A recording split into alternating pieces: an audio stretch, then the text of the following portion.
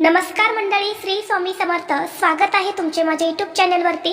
आजचा दिवस तुम्हाला खूप छान सुखाचा आनंदाचा जाऊ हीच मी स्वामींच्या चरणी प्रार्थना करते आणि आज या नवीन व्हिडिओला सुरुवात करते. आज 25 जानेवारी वार रविवार आणि आज आलेली आहे रथसप्तमी. आपल्या हिंदू धर्मामध्ये रथसप्तमी हा दिवस अत्यंत महत्त्वाचा आणि शुभ मानला जातो. रथसप्तमी हा दिवस सूर्यदेवाला समर्पित आहे. माघ महिन्याच्या शुद्ध सप्तमीला सूर्यपूजन करण्याची प्रथा आहे. सूर्यदेवाची कृतज्ञता व्यक्त करण्याचा दिवस म्हणजे रथसप्तमी. सर्वात तेजस्वी, सामर्थ्यवान, युक्तिवान आणि बुद्धिवान अशी या सूर्याची ओळख आहे. तो संपूर्ण ब्रह्मांडाचा नियंत्रक आहे. सूर्य हा ग्रहांचा राजा मानला जातो. सर्व ग्रह सूर्यापासून प्रकाश घेतात आणि म्हणून त्याचे स्थान नवग्रहांमध्ये सर्वात वरचे आहे. या रथसप्तमीला अचला सप्तमी, आरोग्य सप्तमी, अर्क सप्तमी किंवा मागी सप्तमी असे देखील म्हटले जाते. रथसप्तमी हा सूर्यदेवाचा जन्मदिवस असून या दिवशी सूर्यदेव त्याच्या 7 घोड्यांच्या रथात बसून उत्तरायण प्रवास सुरू करतात असं मानलं जातं. पुराणिक कथेनुसार महर्षी कश्यप आणि देवमाता अदिती यांच्या पोटी सूर्यदेवाचा जन्म माघ शुक्ल सप्तमीला झाला. सूर्य हा भगवान विष्णूंचंच एक रूप आहे.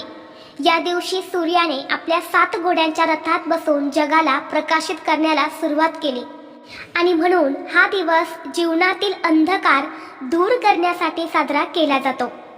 याशिवाय मकर संक्रांतीपासून सुरू झालेला हळदी कुंकवाच्या कार्यक्रमाचा हा शेवटचा दिवस असतो. या रथसप्तमीचा मुख्य उद्देश सूर्यदेवतेची उपासना करून आरोग्य, समृद्धी आणि पापमुक्ती मिळवणे आहे. धार्मिक दृष्टीने रथसप्तमी हा दिवस अत्यंत महत्त्वाचा असल्यामुळे या दिवशी काही प्रभावी उपाय आणि सेवा सुद्धा केल्या जातात. आज व्हिडिओमध्ये मी तुम्हाला एक अतिशय प्रभावी असा उपाय सांगणार आहे. आज रविवार रथसप्तमीला तुम्ही काहीच नाही केले तरीही चालेल, पण संध्याकाळी घरातून बाहेर फेका फक्त ही एक वस्तू. 7 पिढ्यांचे दारिद्र्य नष्ट होईल, शत्रू तुमच्या समोर लोटांगण घालेल आणि फक्त 24 तासातच घरातील इडापिडा, नजरबाधा, नकारात्मकता नष्ट होऊन घराची, मुलांची, पतीची अगदी भरभरून प्रगती होईल. तर अशी कोणती वस्तू संध्याकाळी घरातून बाहेर फेकायची आहेत, हा उपाय कोणत्या वेळेत करायचा आहे, याबद्दलची संपूर्ण माहिती या व्हिडिओमध्ये मी तुमच्यासोबत शेअर करणार आहे. त्यामुळे तुम्ही हा व्हिडिओ स्किप न करता शेवटपर्यंत नक्की पहा. चॅनलवरती नवीन असाल तर सबस्क्राईब करा आणि असेच माहितीपूर्व नवनवीन व्हिडिओ पाहण्यासाठी बेल आयकॉनलाही प्रेस करा. म्हणजे जेव्हा कधी मी नवीन व्हिडिओ अपलोड करेल त्याचं नोटिफिकेशन सर्वात अगोदर तुम्हाला भेटेल आणि तुम्ही एक पण व्हिडिओ मिस करणार नाही. आज या व्हिडिओमध्ये मी तुम्हाला जो उपाय सांगणार आहे तर हा उपाय आपल्याला आज संध्याकाळी करायचा आहे. संध्याकाळी तुम्ही 6 वाजल्यापासून ते अगदी रात्री 12 वाजेपर्यंत हा उपाय कधीही करू शकता. परंतु तुम्हाला शक्य असेल तर हा उपाय तुम्ही सायंकाळी 6 वाजल्यापासून ते रात्री 9:30 वाजेपर्यंत करण्याचा जास्तीत जास्त प्रयत्न करा. कारण ही जी वेळ असते तर ही आपल्या घरात लक्ष्मी येण्याची वेळ असते, तिन्ही सांजेची वेळ असते आणि या वेळेला सकारात्मक लहरी ज्या असतात ना त्या खूप जास्त प्रमाणामध्ये सक्रिय असतात आणि म्हणून या वेळेला आपण जे काही उपाय करतो तर ते खूप प्रभावी ठरत असतात. धर्मशास्त्रानुसार सूर्यदेवाची उपासना केल्याने आयुर्मान, आरोग्य आणि संपत्ती वाढते. म्हणून रथसप्तमीचे अनन्यसाधारण महत्त्व आहे. यामुळे सूर्यासारखे तेज आणि उत्तम आरोग्य व आर्थिक स्थैर्य लाभावे यासाठी काही उपाय जे आहेत तर ते या दिवशी केले जातात. जर घरामध्ये सतत वाद, विवाद, क्लेश, भांडणे होत असेल, मग ही भांडणे नवरा बायकोंची असेल, आई मुलांची असेल किंवा कुटुंबामध्ये इतर सदस्य असेल ज्यांच्यामध्ये सतत कटकटी होत असतील किंवा घरामध्ये सतत पैशांच्या अडचणी येत असतील, आलेला पैसा घरामध्ये टिकत नाही, कोणत्या कारणाने घरातून जास्त प्रमाणामध्ये पैसा खर्च होत असेल, जिथे तुम्ही 100 रुपये कमवता तिथे तुमचे 500 रुपये खर्च होत असेल, कोणत्या कारणाने घरातून पैसा हा निघून जात असेल, कष्ट आणि मेहनत करूनही तुमच्या कष्टाला आणि मेहनतीला यश मिळत नसेल तर हा उपाय तुम्ही आज रथसप्तमीला नक्की करा. त्याचबरोबर तुमच्या घराची, मुलांची, पतीची प्रगती होत नसेल किंवा मुलं सतत किरकिर करत असेल, हट्टीपणा करत असेल, कुटुंबातील सदस्यांना कोणत्याही कामामध्ये यश मिळत नसेल किंवा घरामध्ये कोणतंही शुभ कार्य हे निर्विघ्नपणे पार पडत नसेल, मुलांना मनासारखी नोकरी मिळत नसेल किंवा घरामध्ये दोष असल्यामुळे सतत आजारपण असेल, आलेला पैसा हा फक्त आजारपणामध्येच निघून जात असेल, सतत संकट, अडचणी, अडथळ्यांना तुम्हाला सामोरे जावं लागत असेल, तर हा उपाय तुम्ही आज रथसप्तमीला नक्की करा. बघा, योगायोगाने ही रथसप्तमी रविवारच्या दिवशी आलेली आहे. कारण रविवार हा सूर्यदेवाला समर्पित असणारा दिवस आहे आणि याच दिवशी सूर्यदेवाचा जन्म झाला, म्हणून अतिशय दुर्मिळ योगायोग जो आहे तर तो निर्माण झालेला आहे. आणि या योगावरती आपण जे काही प्रभावी उपाय करतो तर ते खूप जास्त प्रभावी ठरत असतात. आता हा उपाय करण्यापूर्वी तुम्हाला सर्वप्रथम तुमच्या देवघरामध्ये जो दिवा तुम्ही नेहमी लावता तर तो लावून घ्यायचा आहे. धूप, दीप, अगरबत्ती लावायची आहेत आणि यानंतर तुम्हाला हा उपाय जो आहे तर तो करायचा आहे. उपाय करण्यासाठी तुम्हाला थोडंसं खडे मीठ घ्यायचं आहे. एका वाटीमध्ये थोडंसं खडे मीठ घ्या. खडे मीठ नसेल तर तुम्ही बारीक मीठ घेतलं तरी सुद्धा चालेल. यानंतर तुम्हाला थोडीशी पिवळी मोहरी घ्यायची आहे. पिवळी मोहरी तुमच्याकडे नसेल तर तुम्ही काळी मोहरी सुद्धा घेऊ शकता. यानंतर तुम्हाला 5 अखंड फुलाच्या लवंगा घ्यायच्या आहेत. त्याला फुल असेल अशाच तुम्हाला 5 लवंगा घ्यायच्या आहे. एक कापराचा तुकडा तुम्हाला घ्यायचा आहे. भीमसेनी कापूर असेल तर तोच घ्या, भीमसेनी कापूर नसेल तर तुम्ही साधा कापूर घेतला तरी सुद्धा चालेल. आणि यानंतर तुम्हाला थोडेसे काळे तीळ जे असतात तर ते घ्यायचे आहेत. यानंतर या सर्व वस्तू एका वाटीमध्ये घेऊन तुम्हाला तुमच्या देवघरासमोर बसायचं आहे. ही वाटी आपल्या देवघरासमोर ठेवायची आहे आणि तिथेच बसून तुम्हाला एक वेळा नवग्रह स्तोत्राचं पठण करायचं आहे. अगदी 2 ते 3 मिनिटांचं हे स्तोत्र आहे, परंतु अत्यंत प्रभावी आहे. आणि या रथसप्तमीच्या दिवशी या नवग्रहाची सेवा करायला अनन्यसाधारण महत्त्व आहे. जर तुमच्याकडे स्वामींची नित्यसेवा असेल तर त्या नित्यसेवेमध्ये नवग्रह स्तोत्र हे दिलेलं आहे, तर तिथून तुम्ही पठण करू शकता. तुमच्याकडे स्वामींची नित्यसेवा नसेल तर गुगलवरती तुम्ही सर्च करा, तिथे सुद्धा तुम्हाला नवग्रह स्तोत्र जे आहे तर ते भेटून जाईल. तर त्याचं तुम्हाला एक वेळा पठण करायचं आहे. आणि यानंतर दोन्ही हात जोडून तुम्हाला सूर्यदेवाचं, स्वामींचं नामस्मरण करायचं आहे. आणि यानंतर वाटीमध्ये ज्या काही वस्तू तुम्ही घेतल्या होत्या तर त्या सर्व वस्तू आपल्या घरातील प्रत्येक व्यक्तीवरून तुम्हाला उतरवून घ्यायच्या आहेत. कारण घरातील प्रत्येक व्यक्तीला उत्तम आरोग्य, समृद्धी, संपत्ती प्राप्त व्हावी यासाठी आपण हा उपाय करणार आहे. त्यामुळे घरातील प्रत्येक व्यक्तीवरून तुम्हाला या वस्तू उतरवून घ्यायच्या आहेत. वेगवेगळ्या वस्तू घ्यायच्या नाही, एकच वस्तू तुम्हाला घ्यायच्या आहे आणि त्या तुम्हाला सर्वांवरून उतरवून घ्यायच्या आहे. खास करून घरातील लहान मुलांवरून, आजारी व्यक्तीवरून तुम्हाला उतरवून घ्यायचे आहे.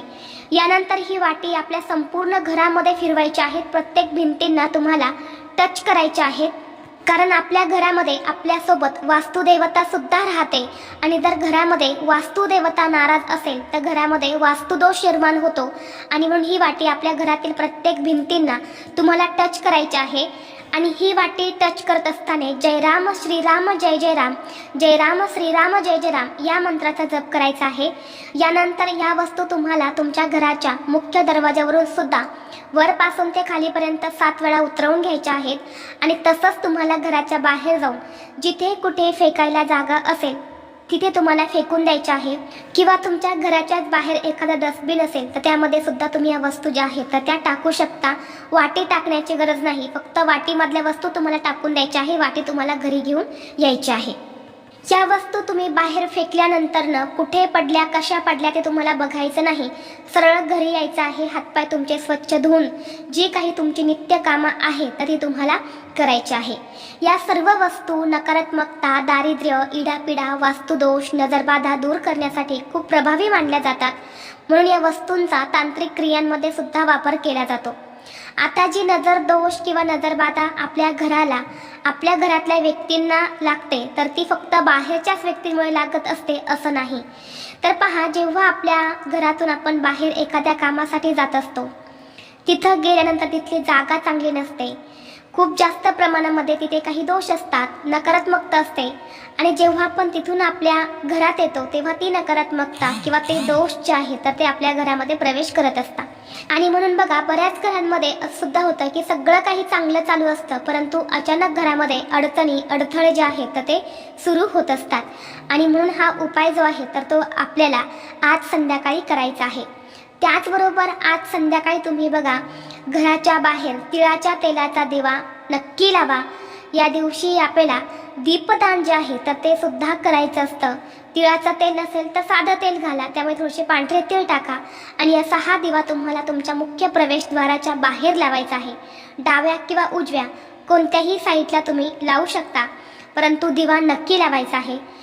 जेव्हा आपण असा दिवा आपल्या मुख्य प्रवेशद्वारावरती लावतो तेव्हा दिव्यासारखा लख्ख प्रकाश आपल्या घरामध्ये येत असतो, आपल्या कुटुंबातील व्यक्तींमध्ये येत असतो. म्हणजेच काय, आपल्या घरामध्ये जे काही दोष, अडचणी, संकट आहे तर ते दूर होत असतात.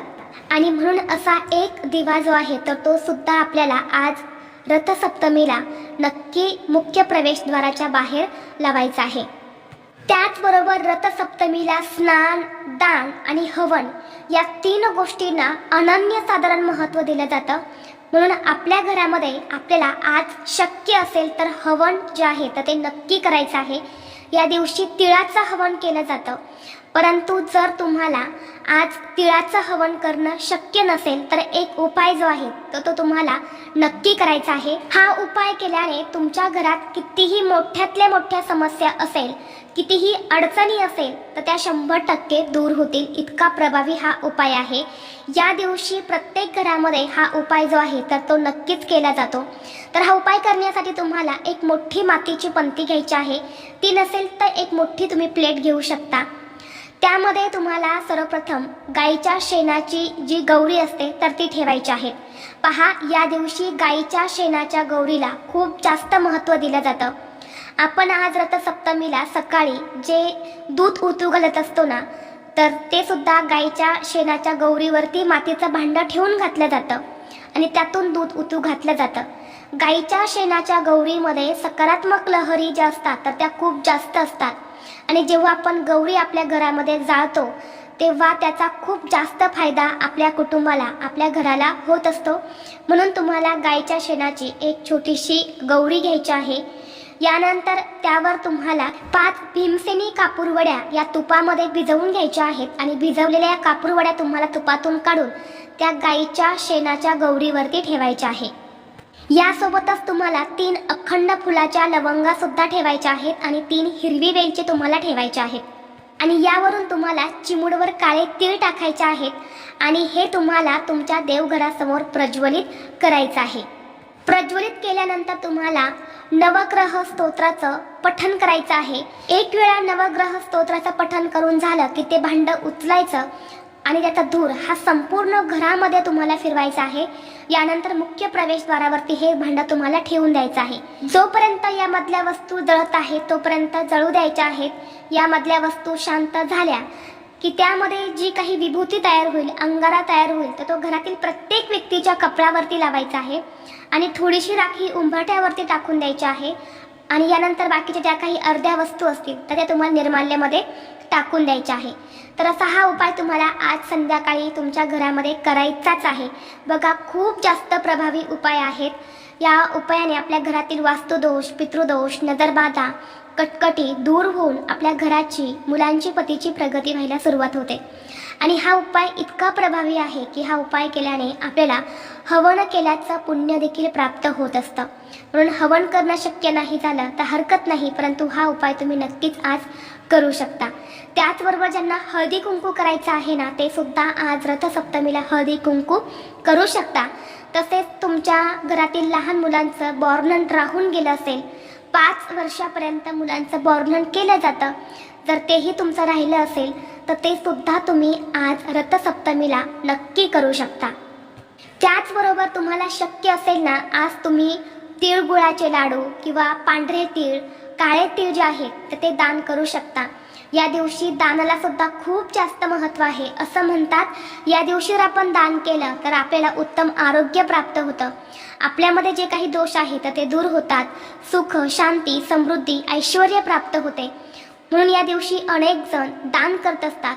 म्हणून तुम्ही सुद्धा तुमच्या यथाशक्ती, जास्त नाही, अगदी थोडं दान केलं तुम्ही तरी सुद्धा चालेल, परंतु दान जे आहे तर ते तुम्ही नक्की करा. आणि ते दान जर तुम्हाला करणं शक्य नसेल तर तुम्ही बघा, गाईला हिरवा चारा खायला देऊ शकता, गोड चपाती खाऊ घालू शकता, कुत्र्यांना तुम्ही बिस्किट वगैरे देऊ शकता, किंवा पक्षी असेल तर पक्ष्यांना तुम्ही धान्य देऊ शकता. तर हे सुद्धा एक दानच आहे. तर अशा पद्धतीने सुद्धा तुम्ही दान करू शकता. जसं जमेल तसं तुम्ही दान करायचं आहे. तर ही अत्यंत महत्त्वाची माहिती मला तुमच्यापर्यंत शेअर करायची होती. व्हिडिओ तुम्हाला आवडला तर लाईक करा, चॅनलवरती नवीन असाल तर सबस्क्राईब करा आणि हा व्हिडिओ आपल्या मित्रपरिवारासोबत जास्तीत जास्त शेअर करा. चला तर मग भेटू असं पुढल्या एका नवीन व्हिडिओमध्ये. तोपर्यंत सर्वांना श्री स्वामी समर्थ.